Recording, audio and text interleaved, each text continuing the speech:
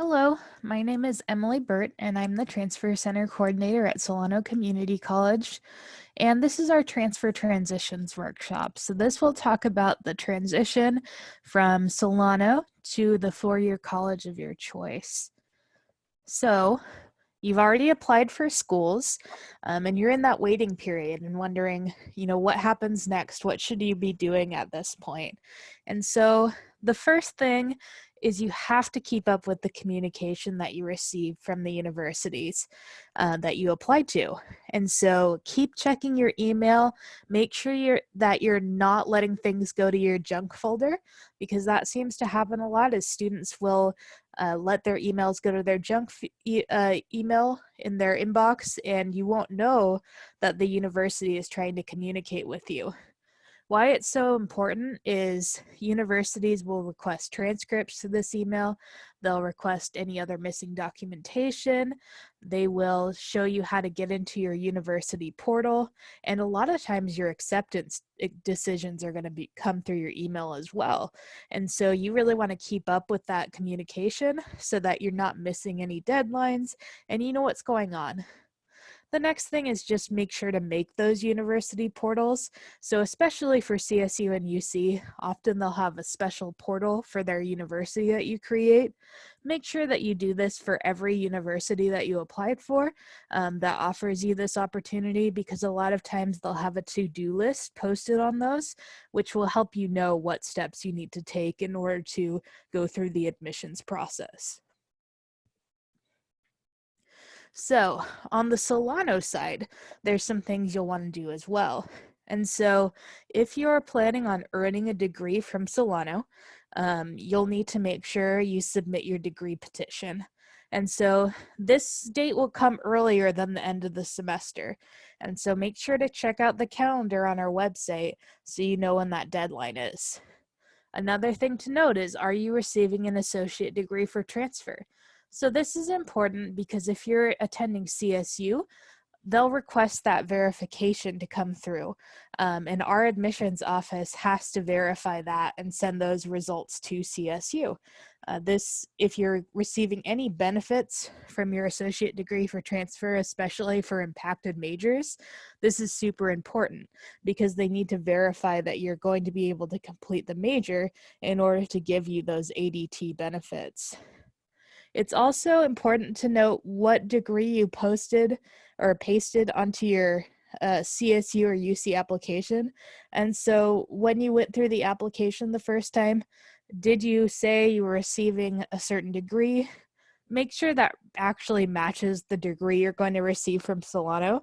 I have seen where students did not indicate that they were going to receive an associate degree for transfer, but they actually were. And so sometimes you can call the school and they're able to fix that for you over the phone, especially if it's really early in the process. But a lot of times there's separate paperwork you need to fill out in order to let them know that you are going to receive an associate degree for transfer. And so just make sure that you're filling out the right degree petition, that you're turning it in on time, and that it matches whatever you put on your CSU or UC application.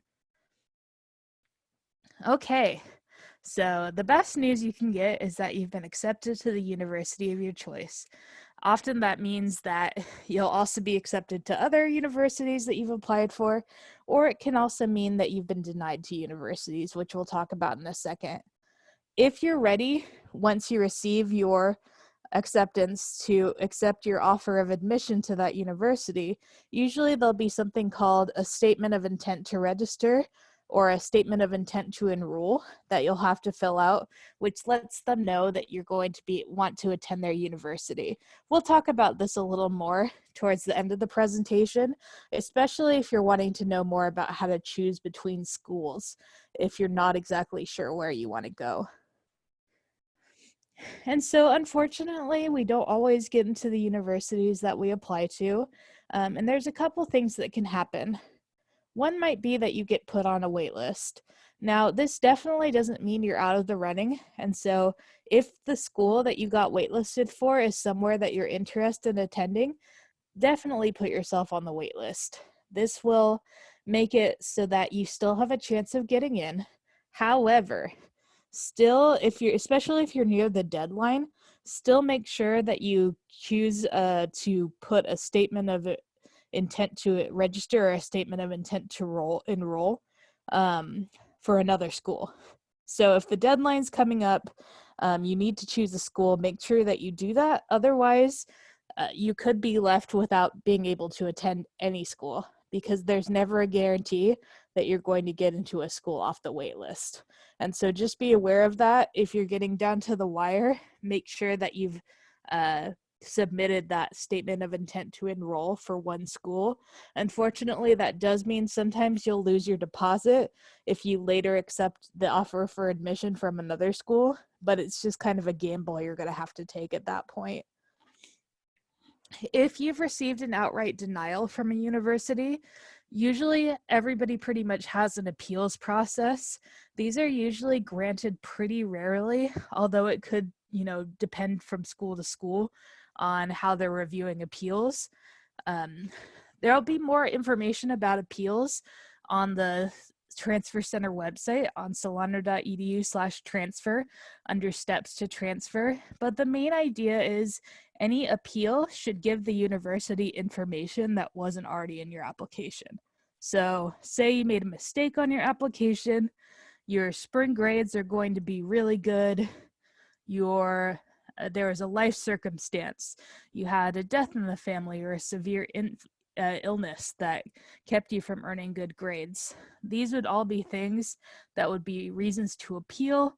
Unfortunately, it doesn't guarantee you admission to the university. So again, if you need more help with that, please contact the Transfer Center or look on our website for more resources. So one of the final steps for you will be ordering transcripts. A lot of times throughout the process, a university will ask for transcripts. And so especially for, say, CSU, you may get an email in January that says you need to submit an official transcript. And that's what they're doing in order to verify things on your application.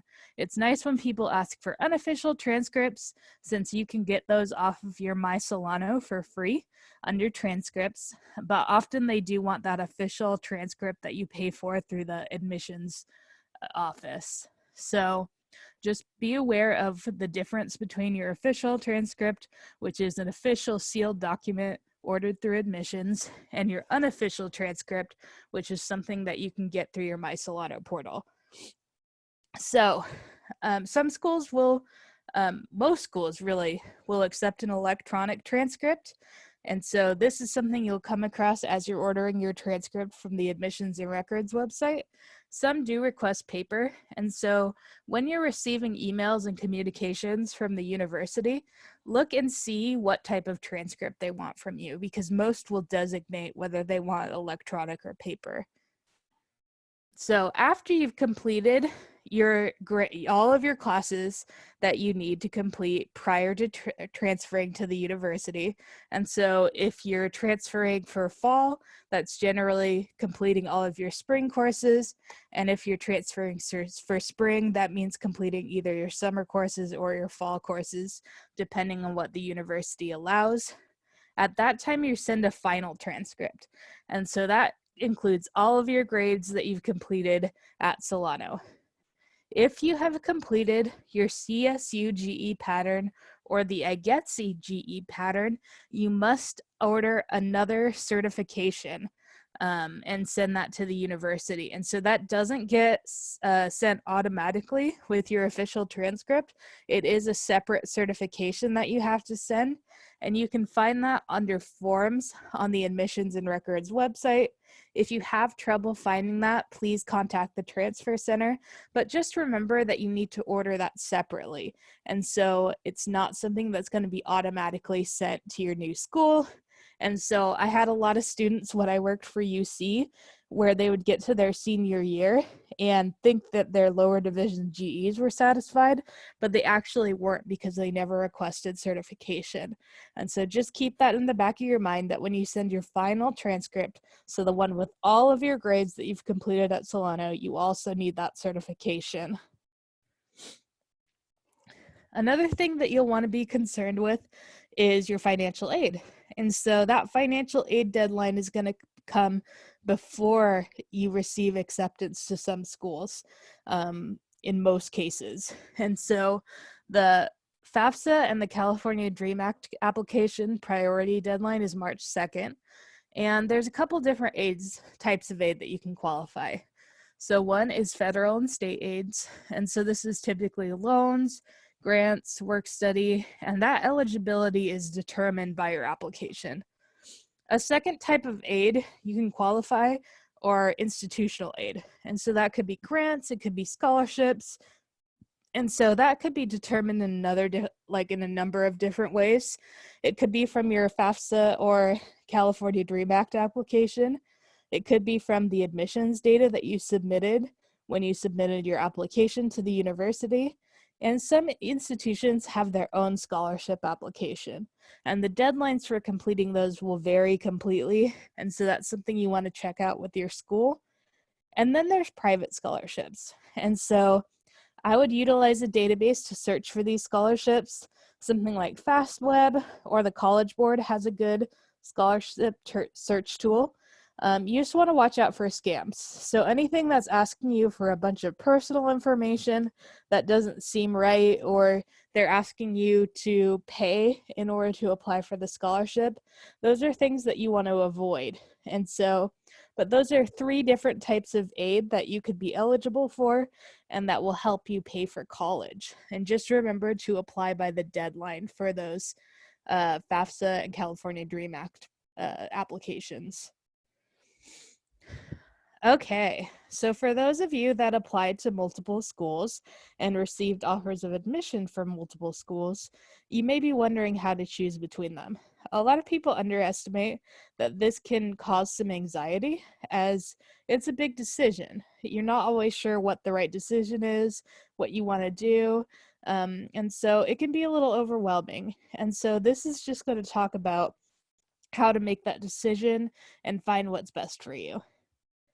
And so some things to consider. I always tell students, before you make a decision about where you're going to go, look at your financial aid packages, because this is a huge part. Obviously, finances aren't always everything, and so take other things into consideration as well. But I see students often ignoring what financial aid they're receiving without looking at the offer, so they're not really able to make that decision based on finances. And so just remember, you can wait to submit your statement of intent to register and statement of intent to enroll by the deadline. And so you don't have to do it right away after you receive your admissions acceptance. And so wait a little bit and see what financial aid comes back for you. You also want to look at your major and the internship and career opportunities that are available at each school. One major at one school is not the same as one major at another school. And so see what the department really offers for you in your major. See what the job placement rate in that major is if they have that information. Look and see if an internship is built into that major, if there's career opportunities, if there's research opportunities, all of those things that are going to set those programs apart. Take a look and see what's going to be best for you and fit in with your career goals or graduate school goals. Another would be location. So, do you want to stay close to home? Are you wanting to go a little further away? What's the vibe of the campus too? Is it a huge campus where it's going to take you a while to get around, where it's going to feel a little less intimate, or is it a small campus where it feels like you'll know a lot of the people there depending on how small it is, and is it easy to get around? And so think about that as well. And then look at the campus services. Do they have a lot of clubs and activities? Do they have sports? Do they have, a number of different things that a university can have available to you? Decide whether some of those things are appealing enough to where it puts one university ahead of another. And then I just tell people to think about the general campus vibe. And so if you're visiting the campus, does it feel right? Do you feel comfortable there? Are you excited about attending? Consider these things. If you can't visit in person, many schools have virtual tours available. And obviously it's a little different than being there on campus, but it can give you a good idea. I attended both my undergraduate institution and graduate institution without ever stepping foot on campus. And I knew it was the right place because of those pictures that I saw, because of that admissions data, because of seeing the testimonials for other students. It helped me make that decision, even though I'd never seen the campuses before. And so you can find the right place for you, even if you're not able to visit in person. Okay, so you've gone through the process, you've chosen your school. Now what happens? And so the first thing that you'll probably ask to do after you've sent in your transcripts and any other missing documentation to your university is to attend an orientation. So these could be online, they can also be in person, and some of them are optional and some of them are mandatory. Even if they're optional, I highly, highly recommend attending your orientation because it's going to do just like that. It's going to orient you to the university and give you information that you can use to be successful in your first semester or in your first quarter. And so often it can acquaint you with other people, other transfer students that you can know and lean on if you make a connection.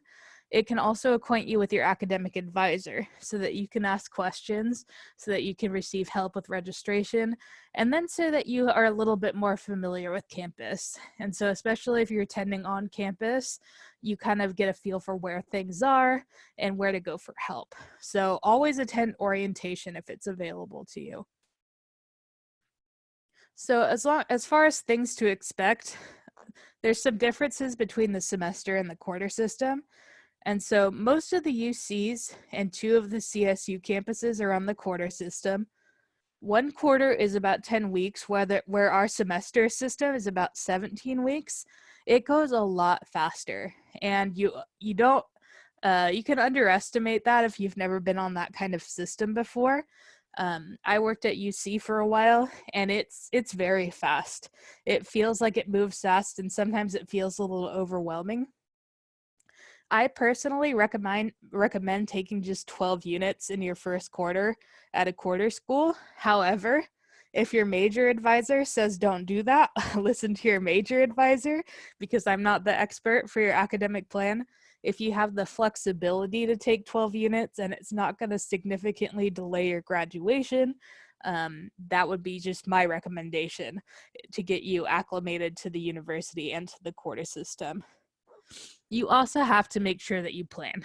So sometimes you're going to have midterms as early as 3 weeks into the quarter. And so make sure you're putting all of your assignments in your planner, that you are keeping on top of things, that you're studying from day one, because things are going to pop up really quickly. And this can be at a quarter system at UC. It could be at another institution that uses quarters. They just are really fast paced. And so be aware that there's going to be differences between what you experienced at Solano and what you will experience on the quarter system. So relocating. For those of you that are thinking of attending campus further away, there'll be some decisions you have to make as far as figuring out where you want to live. You'll want to see if there's on-campus options for you and what the expense of those are and whether it's feasible for you. If you have a family, sometimes there's student housing offered and other times there's not. Sometimes on-campus living is more cost-effective than off-campus living, and sometimes it isn't. One of the nice things about on campus is it helps with transportation, obviously, because you're right on campus. You're able to get to everything you need relatively easily. Where off campus, you either need a car most of the time, or you have to take public transportation, which depending on where you are can be more or less reliable. And so there's definitely pros and cons to each plan. What I would recommend doing is utilizing your campus housing services. One, to just look at the options that are available to you, and especially if you're looking at off-campus housing, most of those offices have people that are there to help students find housing off campus and can talk to you a little bit more about what's available near your campus. You'll also want to think about employment. And so, do you have a job that will transfer over to the new area that you're going to live in? Are you going to have to look for something brand new? And so before you decide to make the move, start thinking about these things and start looking for jobs early if you're not able to. So basically look for jobs early so that you're not scrambling at the last minute to find something, and that you can have a few things ready, hopefully, by the time you arrive on campus. And then the last thing is childcare. Some universities have childcare available on their campus, others do not. And so, again, it's just about deciding early and doing some planning so that when you arrive on campus, all of these things are set up for you so that you're ready to just jump in and be successful at your new institution. Finally, take advantage of all of the resources that are available to you at your new institution. Everybody is going to have some or all of these resources available to you. Like one of the things that I say the most is get connected with the Transfer Student Center. And so everybody's going to have some iteration of the center. A lot of times they'll have a lounge just for transfer students, free printing, and activities just for transfer students. Sometimes, and this is me speaking as a former transfer student, it can feel a little lonely on a four-year campus because it feels like everybody else has been there for so long and you can kind of feel out of place. And so I always recommend that students get in touch with other transfer students on campus so that you can feel that community. They'll have other services available like disabled student services, AB 540 or Dreamer services. A lot of campuses will have EOP, veteran student services, the career center. That's going to be huge coming in, especially if you're going in as a junior, because that gives you 2 years to prepare for your career after you graduate. And so get connected with them early so that you can start prepping for your career right away. Because a lot of people wait till the very last minute. They'll wait till the last semester or quarter of their senior year and all of a sudden go, oh my gosh, what am I going to do? What's a resume? How am I supposed to do this job search? And so you want to be meeting with the Career Center at least once per semester or once per quarter to make sure you're on the right track. Also, check out what academic success or tutoring centers exist on campus. And so it's going to be a different pace when you start your upper division classes. They're going to be more focused, and a lot of them are going to have more writing or more work in general. And so you'll want to find out where those centers are so that you can get the help that you need in order to be successful on campus. Looking for the resource centers. So ethnic and cultural resources, women's resource centers, anything that you can think of related to your identity where you could use some support. I'd recommend seeking out those services on campus, again, to find that community, to help you feel more connected on campus and that you belong there. One thing I really encourage students that are transfer students to do is study abroad. See if you can fit it into your plan, because oftentimes you can, and you can find credits that will transfer in order for you to fit in a study abroad program. It's a once-in-a-lifetime experience that you'll get to get experience abroad, to maybe learn a new language, get acquainted with a new culture, and that can help you really just see a different part of the world and get a new experience. It's also something that you can put on your resume. And so ask the study abroad office, ask your advisor about whether this is a possibility for you. And then finally, utilize your professors and TAs. Office hours are so underutilized, and so you can get that individual attention and get the questions you need answered during those office hours. It's going to help you be more successful in your college experience. Listen to your advisors. Make sure you're meeting with them at least once per semester or once per quarter to go over your academic plan, and make sure that you're keeping up with your academic plan too. You never want there to be any surprises right before you graduate, so make sure you've met all those requirements and that you're on track. And then finally, utilize your classmates as well. Make sure you have a buddy in each class that you can study with, that you can ask to catch you up if you're sick and miss class, but just make sure you have one person in each class that you can turn to if you need assistance. And then get involved.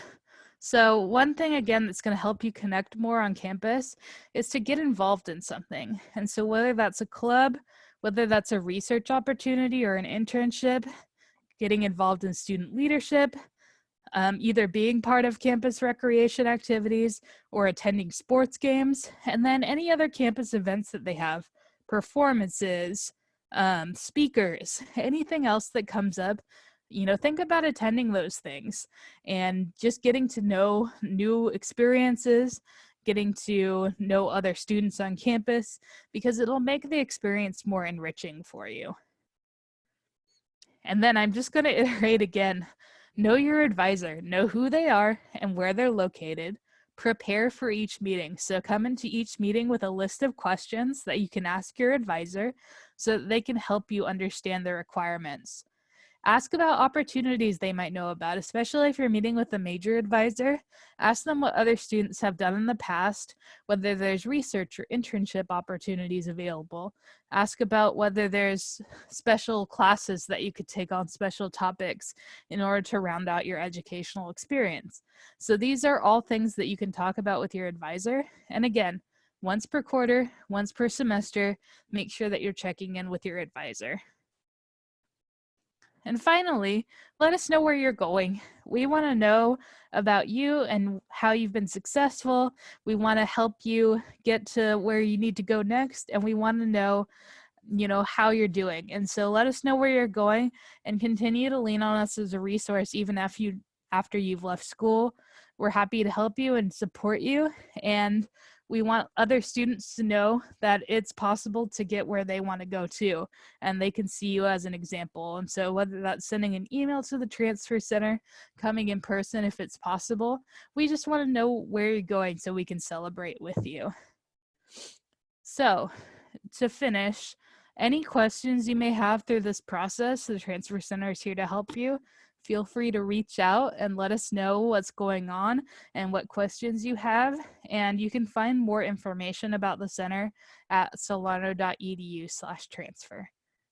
Thank you.